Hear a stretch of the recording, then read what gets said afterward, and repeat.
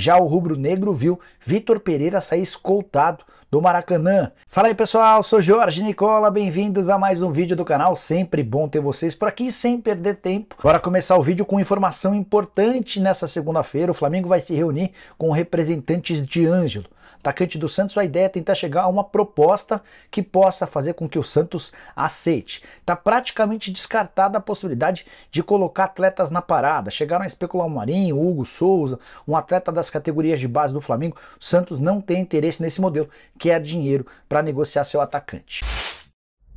Hora de falar sobre Campeonato Carioca com muitas informações importantes. A primeira delas, o Vasco venceu o Flamengo por 1-0, gol de Puma Rodrigues, e esse resultado quebrou um tabu de 2 anos sem vitória do Vasco contra o Flamengo. Nos últimos 20 jogos, o Vasco havia vencido o Flamengo uma única vez. De quebra, o resultado ainda devolveu o Vasco à terceira colocação do Campeonato Carioca. O Cruz Maltino só depende dele. Com uma simples vitória na rodada final diante do Bangu, o Vasco estará na fase semifinal do Campeonato Carioca.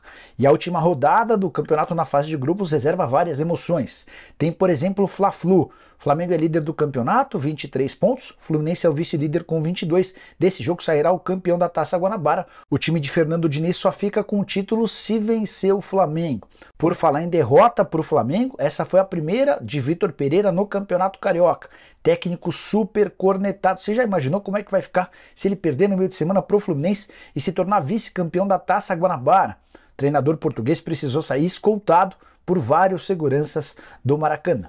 Para fechar sobre esse giro do Campeonato Carioca, queria contar que o Botafogo nesse momento é o 5º colocado e estaria fora da semifinal, tudo por causa do Volta Redonda, que enfiou 6-0 no Madureira no sábado. Nesse domingo o Botafogo venceu o Resende por 2-0, a diferença deles está no saldo. Ambos têm 19 pontos, só que o Volta Redonda tem 4 gols a mais de saldo. Na última rodada o Volta Redonda visita o Boa Vista, um dos piores times do campeonato, enquanto o Botafogo enfrenta em casa a Portuguesa. E 2 derrotas. Aí chegou o Santos. Não, esse aí não devia nem entrar. Não, ele não devia nem colocar. Ajuda muito, Ana. Calma. Ajudou demais. Calma que eu tô no São Paulo. Aumentou a média dele. Está muito nervoso. Você está muito ansioso, amigo. Não, pode seguir. Estou no São Paulo, 16,7. Contra o Santos, pelo Corinthians ainda, 2 vitórias. 1 empate e 1 derrota. É bom lembrar que é contra o pior Santos da história. Sim, mas era o Santos. O pior da história. Importante camisa. 58,3. É o Santos que não só o Corinthians, o Ituano deita, o Água Santa, o São Bernardo, Não, mas o agora Mirassol. é o Vitor Pereira lá. Então não fez mais que obrigação. Contra esse Santos, todo mundo faz o que quer. Pelo Flamengo, os clássicos de Vitor Pereira contra o Vasco, 1 jogo só, 1 derrota, 0%. Total, juntando Corinthians e Flamengo, nos clássicos, Vitor Pereira aqui no Brasil tem 2 vitórias contra o Santos, é bom lembrar, o pior Santos da história, 3 empates e 7 derrotas, aproveitamento de 25%. Vitória do Fla sobre o Botafogo foi com Rui Quinta à beira do campo e não era o Vitor Pereira, porque ele não conseguiu viajar para Brasília. Inacreditável como o Santos ajuda até a melhorar a porcentagem do Vitor Pereira, Não, né? Tecnicamente, tudo bem, não foi ele num dia, mas vamos considerar que a vitória contra o Botafogo seja um trabalho de Vitor Pereira. Claro. E aí você vai chegar... Não. Eu não vou considerar, não. Porque se fosse derrota, ia falar que ele não estava lá. Aí não, ganhou, mas fala que a derrota dele, né? O técnico ali é quase um dublê. Eu discordo dos amigos. Eu acho assim, em termos estatísticos, por exemplo, no almanaque do Timão, quando o Vitor Pereira se ausentava, né? Eu colocava o Almeida, lá o Felipe Almeida. Sim. Eu colocava ele para a história do clube, aquele dia ele foi o técnico. Mas o que a gente está analisando aqui é o trabalho. Exato. Né? E a vitória contra o Botafogo é fruto do trabalho do Vitor Pereira. Claro, eu concordo. Eu vou lembrar aqui meu filho Daniel, que é uma espécie de... Não tem o vizinho do Breiler? Muito antes. O Daniel também é uma espécie de alter ego. Gosto muito dele, mas ele é muito antes. O Daniel ontem comentou o seguinte: pai, Vitor Pereira só ganhou os clássicos mais fraquitos que ele tem. O que ele quis dizer com isso? Tanto em São Paulo quanto no Rio.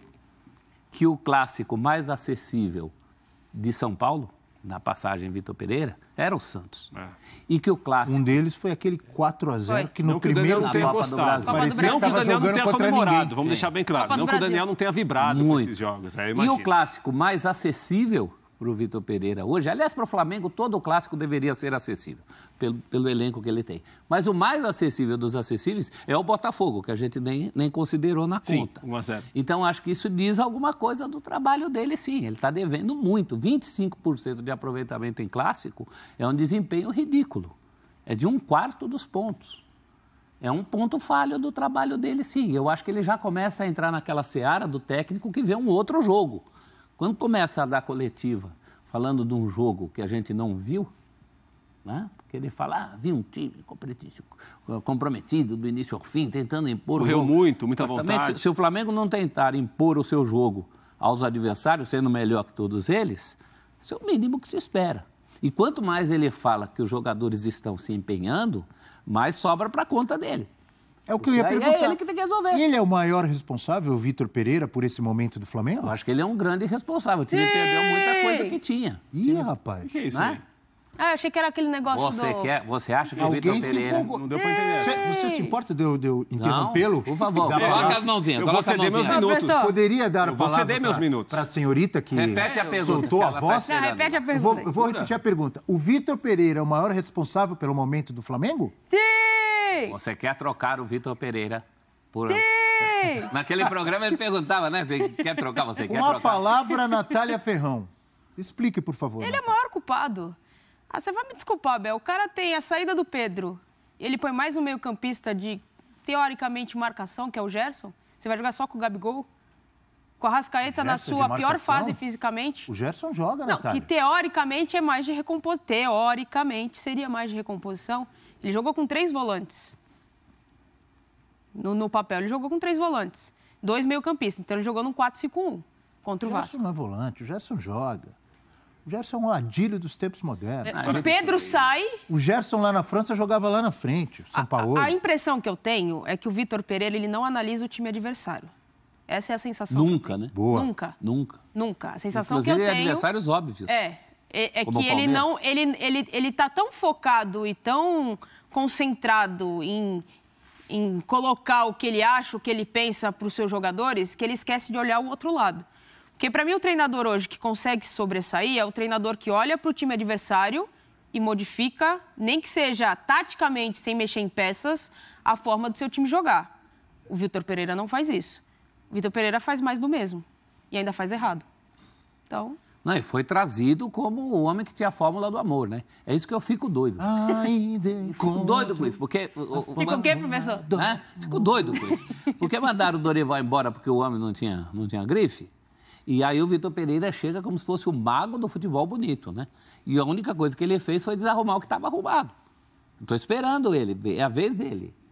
Vai, mostra. Encontro a fórmula do amor. Acho que a gente fala a questão de tempo, de trabalho, que tem que dar tempo. Tem toda essa questão quando você pega um time a ser construído. Ele desconstruiu o Flamengo. Né? Ele tinha um time arrumado, ele precisava melhorar esse time. Ele não precisava desmontar o time e tentar começar do zero.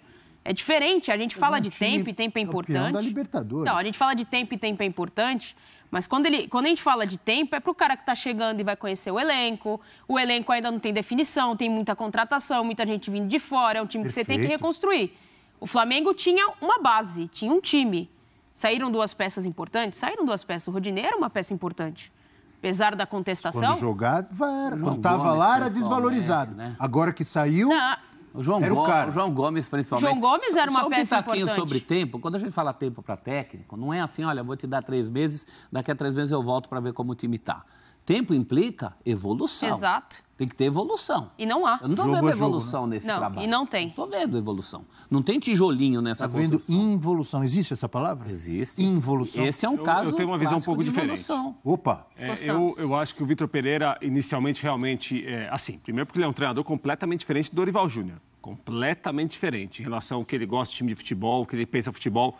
Isso quer dizer que ele tem de se pensar assim sempre? Não, ele pode se adequar ao meio que ele trabalha, pode se adequar ao time que ele assumiu, como é o caso do Flamengo. Interrompendo rapidamente, percebe-se que ele é totalmente diferente mesmo. Com o Dorival, o Flamengo ganhava. Continue. Então, o que acontece, Abel? Me parece que ele, em primeiro momento, tentou uma mudança mais drástica em relação ao time, recuou, e a gente comentava aqui, o Vitor Pereira está fazendo coisas que ele não acredita. Isso pode dar certo? Pode. Isso pode dar ruim? Tem uma chance considerável. O treinador está fazendo uma coisa que ele não acredita, não é o que ele gosta de fazer, mas o que ele talvez tentou fazer para o momento. Não teve resultado. Nos últimos jogos, contra o Del Valle e ontem contra o Vasco, me parece que ele está tentando errar ou acertar pela cabeça dele. Isso eu acho que é o mérito dele. Porque ele jogou 3 campeonatos, 3 títulos, perdeu os 3 com o Flamengo, fazendo coisas que talvez ele não acredite tanto no que ele pudesse fazer, e acho que ele está voltando a tentar fazer pela cabeça dele. Thiago Maia pela esquerda, eu acho que é uma opção que ele teve para adiantar o Ayrton Lucas. Ontem o Gerson pelo meio-campo, a preocupação de também ter mais jogadores no meio-campo que o Vasco, por exemplo. O Gabriel mais adiantado, mas o Arrascaeta com menos mobilidade. É um jogador que ele vai tentar deixar mais perto do gol, né? Porque a gente não pode esquecer que o Vitor Pereira, no Corinthians, em um primeiro momento, ele falou que Yuri Alberto e Roger Guedes não poderiam jogar juntos. Não poderiam jogar juntos, porque o que ele imagina de futebol, os dois não se encaixavam. Ele teve que se encaixar uma situação, porque é o seguinte, se eu tenho 2 que são melhores que os outros, os 2 têm que jogar. Acho que no Flamengo ele vai tentar fazer isso, mas agora ele já volta a um cenário que talvez ele domine um pouco mais, ou ele acredita um pouco mais. Veremos. Eu